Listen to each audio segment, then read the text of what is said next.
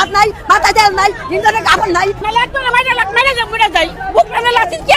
তারেক জিয়া ঘরে বসে খাও, পারে মা বোনগুলো খাইবো। এই তারেক জিয়া আমরা বানাইছি, আর তারেক জিয়া আমরা উপরে চাপ দিতেছে। খবর নেই আমরা সকালে না খাই রয়েছি। আমরা ওই যে আই হ্যাভ এ প্ল্যান, গরিব মারার প্ল্যান। হবিগঞ্জে একটা সাবেক সমন্বয়ক বৈষম্যবিরোধী ছাত্র আন্দোলনের বাচ্চা একটা ছেলে একসময় একটা ভুল করে একটা কথা বলে ফেলেছিল, অনভিজ্ঞ এবং বোঝে নাই হয়তো। তার প্রতি পুলিশের আক্রোশটা খেয়াল করবেন। এখান থেকে আপনি বুঝবেন যে পুলিশ কিভাবে আগের মতো আছে। তারা বিদ্যুৎ এবং জ্বালানির দাবিতে একটা মানববন্ধন কিংবা একটা হয়তো মিছিল করার পরিকল্পনা করেছিল। এটা তো আমাদের গণতান্ত্রিক অধিকার, সংবিধান স্বীকৃত অধিকার। 17 আগস্ট সোমবার বিকেল 5:30টায় হবিগঞ্জ শহরের কোর্ট মসজিদের সামনে থেকে তাদের আটক করা হয়।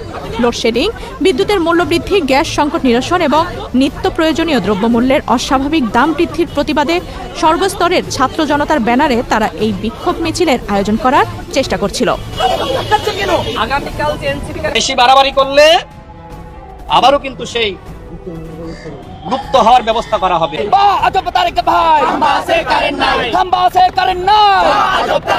চুলা আছে, গ্যাস নাই, পাম্প আছে, গ্যাস নাই।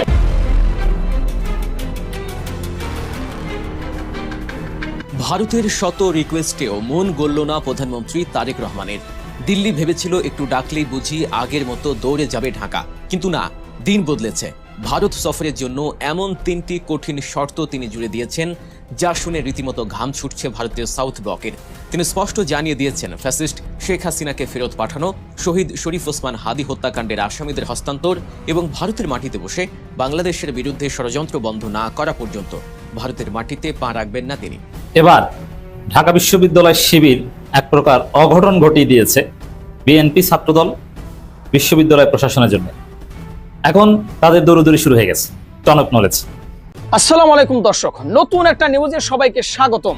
দর্শক, ভিডিওর শুরুতেই যে ভিডিওগুলোর অংশ বিশেষ আপনারা দেখেছেন, ভিডিওর অংশগুলো দেখেই বুঝতে পেরেছেন যে আজকের এই ভিডিওটি কতটুকু গুরুত্বপূর্ণ এবং আকর্ষণীয় হতে চলেছে।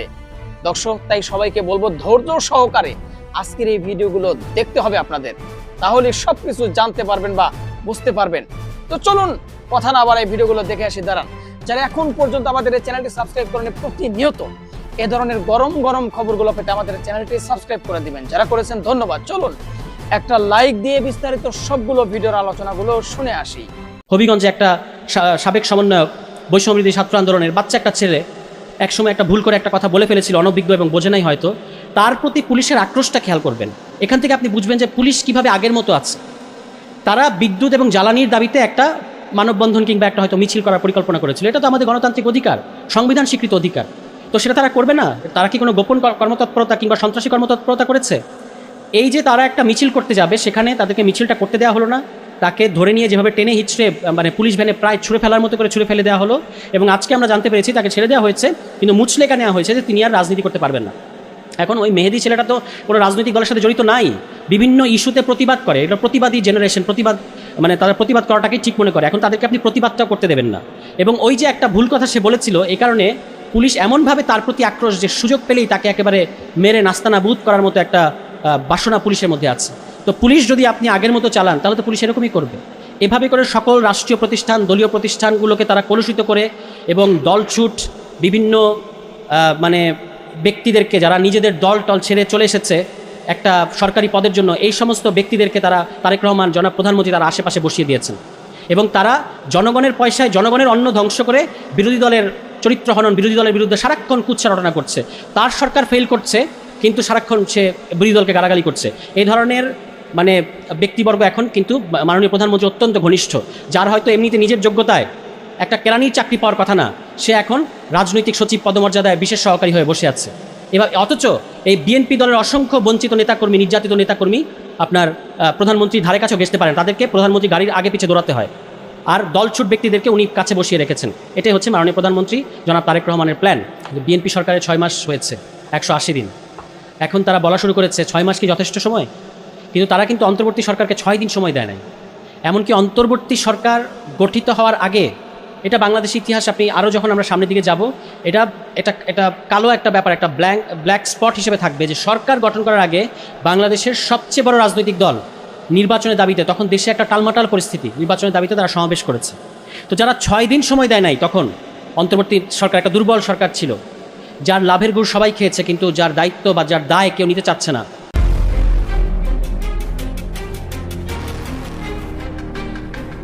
ভারতের শত রিকোয়েস্টেও মন গলল না প্রধানমন্ত্রী তারেক রহমানের। দিল্লি ভেবেছিল একটু ডাকলেই বুঝি আগের মতো দৌড়ে যাবে ঢাকা, কিন্তু না, দিন বদলেছে। ভারত সফরের জন্য এমন 3টি কঠিন শর্ত তিনি জুড়ে দিয়েছেন, যা শুনে রীতিমতো ঘাম ছুটছে ভারতের সাউথ ব্লকের। তিনি স্পষ্ট জানিয়ে দিয়েছেন, ফ্যাসিস্ট শেখ হাসিনাকে ফেরত পাঠানো, শহীদ শরীফ ওসমান হাদি হত্যাকাণ্ডের আসামিদের হস্তান্তর এবং ভারতের মাটিতে বসে বাংলাদেশের বিরুদ্ধে ষড়যন্ত্র বন্ধ না করা পর্যন্ত ভারতের মাটিতে পা রাখবেন না তিনি। হ্যাঁ দর্শক, ঠিক এমন মেরুদণ্ড সোজা প্রধানমন্ত্রী তো আমরা চেয়েছিলাম। কেন হঠাৎ ভারতের প্রতি এতটা কঠোর হলো ঢাকা? মোদী সরকারই বা এখন কি করবে? পুরো সমীকরণ বুঝতে এবং বিস্তারিত জানতে ভিডিওটি একদম শেষ পর্যন্ত দেখতে থাকুন। গত সপ্তাহে যখন ভারতীয় হাইকমিশনার দীনেশ ত্রিবেদী প্রধানমন্ত্রী তারেক রহমানের সাথে দেখা করতে এলেন, তখন ভারতীয় মিডিয়া রীতিমতো আনন্দে নেচে উঠেছিল। তারা ফলাও করে প্রচার করতে শুরু করলো যে আগামী সপ্তাহে হয়তো ভারত সফরে আসছেন বাংলাদেশের সরকার প্রধান। ব্রিক্স সম্মেলনেও ভারতের পক্ষ থেকে একটি আমন্ত্রণ জানানো হয়েছিল। ভারতীয় গণমাধ্যম এমনভাবে খবর প্রচার করছিল যেন ঢাকা দিল্লির ডাকে সাড়া দিতে পুরোপুরি প্রস্তুত হয়ে বসে আছে। তাদের ধারণা ছিল গত 1.5 দশকের মতো বাংলাদেশের বর্তমান সরকারও হয়তো ভারতের গুডবুকে থাকার জন্য মুখিয়ে আছে। ভারতের ইশারায় হয়তো ঢাকার পররাষ্ট্রনীতি পরিচালিত হবে, এমনটাই ছিল তাদের বদ্ধমূল ধারণা। কিন্তু সবাইকে চমকে দিয়ে সেই সম্ভাবনাকে রীতিমতো নাকচ করে দিয়েছেন প্রধানমন্ত্রী তারেক রহমান। শুধু নাকচই করেননি, ভারতের দিকে উল্টো ছুড়ে দিয়েছেন 3টি সুনির্দিষ্ট ও কড়া শর্ত। স্পষ্ট জানিয়ে দেয়া হয়েছে, এই শর্তগুলো মানলেই কেবল ভারত সফরের কথা চিন্তা করবে বাংলাদেশ, অন্যথায় নয়। কিন্তু হঠাৎ কেন এতটা কঠোর হলো ঢাকা? এর পেছনের কারণটা কিন্তু একেবারে স্পষ্ট। গত 5 আগস্টের পর দিল্লিতে বসে আন্তর্জাতিক অপরাধ ট্রাইব্যুনালের দণ্ডপ্রাপ্ত শেখ হাসিনা যখন প্রকাশ্যে ভার্চুয়াল সংবাদ সম্মেলন করলেন এবং রাজনৈতিক তৎপরতা চালানো শুরু করলেন, তখন থেকেই পরিস্থিতি সম্পূর্ণ বদলে যায়। একটি দেশের আশ্রয় থেকে অন্য একটি স্বাধীন দেশের বিরুদ্ধে এমন প্রকাশ্য রাজনৈতিক তৎপরতা চালানো আন্তর্জাতিক শিষ্টাচারের চূড়ান্ত লঙ্ঘন। ভারতের মাটিতে বসে বাংলাদেশের রাজনীতি নিয়ে তার এই প্রকাশ্য মত বিনিময় এবং অস্থিতিশীলতা তৈরির চেষ্টা ঢাকা কিছুতেই ভালোভাবে নেয়নি। দেশের রাজনৈতিক বিশ্লেষক থেকে শুরু করে সাধারণ মানুষ ও বিরোধী দল সবাই এই ঘটনার তীব্র প্রতিবাদ জানিয়েছে। তাদের কথা পরিষ্কার, মানবতা বিরোধী অপরাধে সাজাপ্রাপ্ত একজন আসামিকে কোনোভাবেই রাজনৈতিক আশ্রয় দিয়ে বাংলাদেশের বিরুদ্ধে ষড়যন্ত্র করার সুযোগ দেয়া যায় না। এই তীব্র ক্ষোভের প্রতিফলনই ঘটেছে সরকারের সিদ্ধান্তে।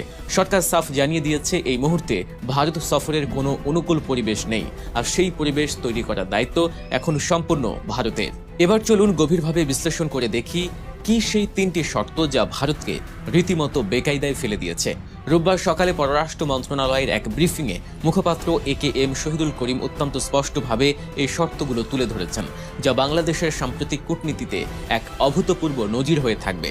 প্রথম এবং সবচেয়ে বড় শর্ত হলো শেখ হাসিনাকে ফেরত দেয়া। এটি কোনো সাধারণ রাজনৈতিক আবদার নয়, এটি একটি সম্পূর্ণ আইনি দাবি। 2013 সালের দ্বিপাক্ষিক বন্দি প্রত্যর্পণ চুক্তির কথা স্মরণ করিয়ে দিয়ে ঢাকা স্পষ্ট করেছে যে মানবতা বিরোধী অপরাধে দণ্ডপ্রাপ্ত শেখ হাসিনা এবং অন্যান্য পলাতক আসামিদের অনতি বিলম্বে বাংলাদেশের কাছে হস্তান্তর করতে হবে। এখানে একটি বিষয় অত্যন্ত তাৎপর্যপূর্ণ। এই বন্দি প্রত্যর্পণ চুক্তিটি কিন্তু শেখ হাসিনার আমলেই স্বাক্ষরিত হয়েছিল, আর আজ সেই চুক্তির আলোকেই তাকে ফেরত চাইছে বাংলাদেশ। একটি স্বাধীন দেশের বিচার ব্যবস্থায় দণ্ডিত কোনো অপরাধীকে প্রতিবেশী দেশ কিভাবে দিনের পর দিন আশ্রয় দিয়ে রাখতে পারে, তা নিয়ে আন্তর্জাতিক মহলেও এখন বড় ধরনের প্রশ্ন উঠেছে। ভারত যদি সত্যি বাংলাদেশের সাথে সম্মানজনক ও বন্ধুত্বপূর্ণ সম্পর্ক চায়, তবে এই সত্যটি তাদের জন্য একটি বড় অ্যাসিড টেস্ট। চুক্তি অনুযায়ী অপরাধী হস্তান্তরে ভারত আইনত বাধ্য, আর বাংলাদেশ এখন সেই চুক্তিরই অক্ষরে অক্ষরে বাস্তবায়ন চাইছে। দ্বিতীয় শর্তটি ভারতের নীতির উপর সরাসরি আঘাত এনেছে। ঢাকা সাফ জানিয়ে দিয়েছে, ভারতের মাটিতে অবস্থান করে কোনো ব্যক্তি বা পলাতক গোষ্ঠী যেন বাংলাদেশের বিরুদ্ধে কোনো রাজনৈতিক বা প্রকাশ্য নাশকতামূলক কার্যক্রম চালাতে না পারে, তা ভারতকে নিশ্চিত করতে হবে। অর্থাৎ ভারতে বসে আওয়ামী লীগ বা শেখ হাসিনা যে রাজনৈতিক তৎপরতা চালাচ্ছেন, দেশের ভেতরে উস্কানি দিচ্ছেন, তা চিরতরে বন্ধ করতে হবে। একটি বন্ধুপ্রতিম দেশের মাটি ব্যবহার করে আরেক দেশের বিরুদ্ধে ষড়যন্ত্র হবে, আর সেটা ঢাকা নীরবে মেনে নেবে, সেই দিন শেষ। ভারত নিজেদের মাটিতে বসে বাংলাদেশের অভ্যন্তরীণ রাজনীতিতে হস্তক্ষেপ করার কোনো সুযোগ দিতে পারে না। আন্তর্জাতিক আইন অনুযায়ী কোনো রাষ্ট্র তার ভূখণ্ডকে অন্য রাষ্ট্রের ক্ষতি সাধনের জন্য ব্যবহার করতে দিতে পারে না। এটাই ঢাকার কঠোর এবং চূড়ান্ত বার্তা। তৃতীয় সত্যটি অত্যন্ত স্পর্শকাতর এবং বাংলাদেশের আপামর ছাত্র জনতার আবেগের সাথে সরাসরি জড়িত। শহীদ শরীফ ওসমান হাদি হত্যাকাণ্ডে অভিযুক্ত ঘাতকদের দ্রুত বিচার ব্যবস্থার মুখোমুখি করার দাবি জানিয়েছে বাংলাদেশ। এই পলাতক খুনিরা যারা ভারতে আশ্রয় নিয়ে আছে বলে দৃঢ় সন্দেহ করা হচ্ছে, তাদেরকে দ্রুত বাংলাদেশের কাছে হস্তান্তর করার জন্য ভারতীয় কর্তৃপক্ষের কাছে করা অনুরোধ জানানো হয়েছে। যে ছাত্র জনতার রক্তের বিনিময়ে আজ বাংলাদেশ নতুন করে স্বাধীন হয়েছে, তাদের রক্তের সাথে কোনোভাবেই বেইমানি করা যাবে না। খুনিদের আশ্রয় দিয়ে কোনো দেশ বন্ধুত্বের বুলি আওড়াতে পারে না। এই খুনিদের হস্তান্তর না করা পর্যন্ত ঢাকা যে দিল্লির সাথে কোনো ধরনের আপোষ করবে না, তা এই শর্তের মাধ্যমেই দিনের আলোর মতো পরিষ্কার হয়ে গেছে। এই তিনটি শর্ত আসলে কিসের ইঙ্গিত দেয়? এটি পরিষ্কারভাবে প্রমাণ করে যে বাংলাদেশ এখন আর কারো করুণা বা দয়ায় চলে না। পররাষ্ট্র মন্ত্রণালয় স্পষ্ট করে দিয়েছে, দ্বিপাক্ষিক সম্পর্কের ক্ষেত্রে এখন থেকে বাংলাদেশ ফার্স্ট বা সবার আগে বাংলাদেশ নীতি অনুসরণ করা হবে। অর্থাৎ দেশের সার্বভৌমত্ব, জাতীয় মর্যাদা এবং সমতার ভিত্তিতেই প্রতিবেশীদের সাথে সম্পর্ক নির্ধারিত হবে। একে অপরের অভ্যন্তরীণ বিষয়ে হস্তক্ষেপ না করার যে আন্তর্জাতিক রীতি রয়েছে, বাংলাদেশ এখন তার উপরই সর্বোচ্চ জোর দিচ্ছে। দীর্ঘদিন ধরে ভারত এই অঞ্চলে যে বড় ভাই সুলভ আচরণ করে আসছিল, প্রধানমন্ত্রী তারেক রহমানের এই সাহসী পদক্ষেপ সেই আধিপত্যবাদের মূলে কুঠারাঘাত করেছে। বাংলাদেশ বিশ্ববাসীকে বুঝিয়ে দিয়েছে তারা স্বাধীনভাবে নিজেদের সিদ্ধান্ত নিতে সক্ষম এবং কোনো পরাশক্তির অযৌক্তিক চাপের কাছে মাথা নত করবে না। ভারত সফরের জন্য যে অনুকূল পরিবেশ দরকার, তা দিল্লিকেই তৈরি করতে হবে। ঢাকা নিজে থেকে কোনো উদ্যোগ নিয়ে দিল্লির মন জয় করার চেষ্টা করবে না, দিল্লির করুণা ভিক্ষা করবে না। রাজনৈতিক বিশ্লেষকরা বলছেন, ভারত সফর নিয়ে বাংলাদেশ সরকারের এই দৃঢ় অবস্থান কূটনীতির এক নতুন অধ্যায়ের সূচনা করেছে। প্রধানমন্ত্রী তারেক রহমান কার্যত বল এখন ভারতের কোর্টে ঠেলে দিয়েছেন। ভারত যদি সত্যি বাংলাদেশের সাথে সম্মানজনক ও অনুকূল রাজনৈতিক এবং কূটনৈতিক সম্পর্ক বজায় রাখতে চায়, তবে তাদের এই তিনটি শর্ত নিয়ে গভীরভাবে ভাবতে হবে। শেখ হাসিনাকে ফেরত পাঠানো, খুনিদের হস্তান্তর করা এবং ভারতের মাটিতে বসে বাংলাদেশের বিরুদ্ধে ষড়যন্ত্র বন্ধ করা, এই কাজগুলো না করলে ভারত সফরের বিষয়ে কোনো ইতিবাচক সাড়া মিলবে না। এখন দেখার বিষয় নরেন্দ্র মোদীর সরকার এই চ্যালেঞ্জ কিভাবে মোকাবেলা করে। তারা কি বাংলাদেশের মানুষের দাবিকে সম্মান জানিয়ে অপরাধীদের ফেরত দেবে এবং একটি সূক্ষ্ম কূটনৈতিক পরিবেশ তৈরি করবে, নাকি নিজেদের আগের অবস্থানেই অনড় থেকে বাংলাদেশের সাথে সম্পর্ককে খাদের কিনারে ঠেলে দেবে? ভারত এখন এমন এক উভয় সংকটে পড়েছে যেখান থেকে বের হওয়া তাদের জন্য বেশ কঠিন। একদিকে শেখ হাসিনাকে আশ্রয় দেওয়ার রাজনৈতিক বাধ্যবাধকতা, অন্যদিকে বাংলাদেশের মতো একটি অত্যন্ত গুরুত্বপূর্ণ ও কৌশলগত প্রতিবেশীকে হারানোর ভয়। ভারতের সাউথ ব্লক এখন কি সিদ্ধান্ত নেয়, তার উপরই নির্ভর করছে দক্ষিণ এশিয়ার আগামী দিনের ভূরাজনীতি। জবাবের অপেক্ষায় আছে পুরো বাংলাদেশ। দর্শক, জাতীয় ও আন্তর্জাতিক রাজনীতির এমন সব গুরুত্বপূর্ণ, নির্ভুল ও বিশ্লেষণধর্মী খবর সবার আগে পেতে সাবস্ক্রাইব করুন গল্প নিউজের ইউটিউব চ্যানেল। দেখা হচ্ছে পরবর্তী ভিডিওতে। আল্লাহ হাফেজ। এবার ঢাকা বিশ্ববিদ্যালয় শিবির এক প্রকার অঘটন ঘটিয়ে দিয়েছে বিএনপি ছাত্রদল বিশ্ববিদ্যালয় প্রশাসনের জন্য। এখন তাদের দৌড়দৌড়ি শুরু হয়ে গেছে। টনক নলেছে শিবিরের সাথে লাগতে আসছিল, চালাকি করতে আসছিল, একটু আওয়ামী ছাত্রলীগ হওয়ার শখ যাচ্ছিল, শিবির শখ মিটিয়ে দিয়েছে। দর্শক, ঢাকা বিশ্ববিদ্যালয়ের ফজলুল হক মুসলিম হলের এক শিক্ষক নামের এক কুলাঙ্গার আছে, তিনি আবার প্রভোস্ট। পুরো একদম শেখ হাসিনা হতে ইচ্ছে করেছিল। হ্যাঁ, কোনো একজন শিক্ষার্থী খাবারের মান নিয়ে প্রশ্ন তুলেছেন, প্রভোস্টের সমালোচনা করেছেন। তিনি সেই শিক্ষার্থীকে ডেকে তার কাছ থেকে মুসলেকা নিচ্ছেন, তাকে শারীরিক মানসিকভাবে হেনস্থা করেছেন। ওই শিক্ষার্থীর পরিবারকে ফোন দিয়েছেন, কাউকে বলতে নিষেধ করেছেন। এরপরে আবার সিসিটিভি ফুটেজ গায়েব করা বা নানান ফোন দিয়ে এঁটেছেন। কিন্তু শিবিরের ছেলেরা, ডাকসুর নেতৃবৃন্দ, ছাত্র সংসদ নেতৃবৃন্দ বিষয়টা জেনে যায়। জানার পরে তো ওই প্রভোস্টকে ধরেছে। এখন ওই প্রভোস্ট বাঁচার জন্য, যেহেতু সে বিএনপি, খাস বিএনপির দালাল পাঁচাটা, শিক্ষক হিসাবে তার কোনো এথিক্স নেই, শিক্ষার্থীদের প্রতি তার কোনো দায়বদ্ধতা নেই। সে হাসিনার মতো একটু ভাব দেখাতে গিয়েছে, হ্যাঁ আমি যা ইচ্ছা তা করবো, আমাকে কে কি করবে, যাই ঘটায় নেই কেন দায় মুক্তি পাবোই, আমার সমালোচনা করবে, এত বড় সাহস। পরে তো সাধারণ শিক্ষার্থীরা এবং ছাত্র সংসদের ছেলেরা, শিবিরের ছেলেরা মিলে ওই প্রক্টরকে ধরেছে, তাকে অবরুদ্ধ করেছে। বাঁচার জন্য ওই প্রক্টর ছাত্র দলের সন্ত্রাসীদের খবর দিয়েছে, আমাকে বাঁচাও। ছাত্র দলের সন্ত্রাসীরা এসে সাধারণ শিক্ষার্থী এবং হল সংসদের নেতৃবৃন্দকে আঘাত করে, রক্তাক্ত করে ওই প্রভোস্টকে উদ্ধার করে নিয়েছে। ভেবেছিল যে অনেক কিছু করে ফেলেছে, দেখছো শিবির আমাকে অবরুদ্ধ করে রাখতে পারলো না। ঘন্টার পর ঘন্টা তালবাহানা করছে। শিবিরের ছেলেরা, ছাত্র সংসদের ছেলেরা বলছে, সাংবাদিকরা বলছেন যে ঠিক আছে, কি ঘটেছে আপনি সঠিকটা বলেন, সিসিটিভি ফুটেজ দেখেন। তা সিসিটিভি ফুটেজ দেখাবেন, এক এক সময় একটা তালবাহানা। ঠিক আছে, এই যে কিছুক্ষণ পর দেখাচ্ছি, না সবাই দেখতে পারবে, না 10 জন দেখতে পারবে, না 2 জন দেখতে পারবে, নানান তালবাহানা করতে করতে এক পর্যায়ে 7-8 ঘন্টা পার করে দিয়েছে। এরপরে ছাত্র দলের মাধ্যমে রক্তাক্ত পরিবেশ তৈরি করে বাঁচার চেষ্টা করেছে, কিন্তু লাভ হয়নি, উল্টো অ্যাকশন হয়েছে। পুরো জাতি জেনে গিয়েছে ওই কুলাঙ্গার শিক্ষার্থী নির্যাতনকারী, শিক্ষক নামের কলঙ্ক সারা বাংলাদেশে এটা কায়েম হয়ে গেছে। এবং দ্বিতীয় হচ্ছে যে শিবির সংবাদ সম্মেলন করেছে, সংবাদ সম্মেলনে পুরো জাতিকে একদম ইনস and out, pros and cons সব জানিয়ে দিয়েছে। তাতে মানসিকভাবে ওই শিক্ষক নামের কুলাঙ্গারের অবস্থা খারাপ। বিশ্ববিদ্যালয় প্রশাসন অলরেডি বাধ্য হয়ে একটা তদন্ত কমিটি গঠন করেছে। এখন বিশ্ববিদ্যালয় প্রশাসন অনেক কিছুই পারে, তদন্ত কমিটির মাধ্যমে ঘটনা ভিন্ন খাতে প্রবাহিত করে ইত্যাদি ইত্যাদি, কিন্তু ডিজিটাল যুগে এত সহজ না। এর মধ্যে আবার এইসব তদন্তের অপেক্ষা না করে শিক্ষার্থীরা আবার তালা দিয়েছে অল অফিসে। তুমি বিএনপির দালালি করবা, শিক্ষার্থী নির্যাতন করবা, আর তুমি বিএনপির পাওয়ার ব্যবহার করে যা ইচ্ছা তা করবা। এটা 5 আগস্ট পূর্ববর্তী হাসিনার বাংলাদেশ না, এটা 5 আগস্ট পরবর্তী নতুন বাংলাদেশ। ঢাকা বিশ্ববিদ্যালয়ের শিক্ষার্থীরা যত বড়ই হেডামলা বিএনপি হোক, এর শেষ দেখে ছাড়বে। ওই প্রভোস্টের খবর আছে, ওই প্রভোস্টকে কোনোদিন আজীবনের জন্য যে অন্যায় করেছে, আজীবনের জন্য যে কোনো ধরনের প্রশাসনিক কার্যক্রম থেকে তাকে দূরে রাখতে হবে, শিবির দাবি করেছে। তো দর্শক, ঢাকা বিশ্ববিদ্যালয়ের সাধারণ শিক্ষার্থীরা তাদের অধিকার আদায় করে নিতে এখন সচেতন। আওয়ামী লীগ আমলে সবাই মুখ বুজে থাকতো, কেউ কেউ গুপ্ত থাকতো না, এখন মুখ বুজে থাকার যুগ নাই। তো দর্শক, অবাঞ্ছিত ঢাবির এফএইচ হলের প্রভোস্ট অনির্দিষ্টকালের জন্য হল অফিসে তালা। ছাত্রদল সন্ত্রাসীদের মাধ্যমে ছাত্রলীগের মতো একদম পরিস্থিতি কন্ট্রোল করে ফেলবে এই যুগ নাই। ছাত্রদলকে আবার হামলা করবে, আবার আসবে। এবার সাধারণ শিক্ষার্থীরা শিবিরের সাথে আছে, বরং শিবির সাধারণ শিক্ষার্থীদের সাথে আছে, পারবে না। তো দর্শক, আমি যেটা দেখছি, সর্বশেষ যে খবর নিয়েছি, বরং বিএনপির হাইকমান্ড যারা ঢাকা বিশ্ববিদ্যালয়ে দেখভাল করে তারাও এখন আক্ষেপ করছে যে কেন যে শিক্ষার্থী নির্যাতন করতে গেলি, কেন তুই এত চালাকি করতে গেলি। এখন তো পুরো বিএনপি সব বেকায়দায় পড়েছে, ছাত্রদল তো কিছু করতে পারছে না, অ্যাকশন তো উল্টো হয়ে গেল। তো দর্শক, সবাই পিছু হতে বাধ্য। শিবির কি জিনিস, ঢাকা বিশ্ববিদ্যালয় শিবির, এটা কি জামাতের ধৈর্য এমপি মনে করছেন যে আপনি মাইটের দিয়ে পার পেয়ে যাবেন?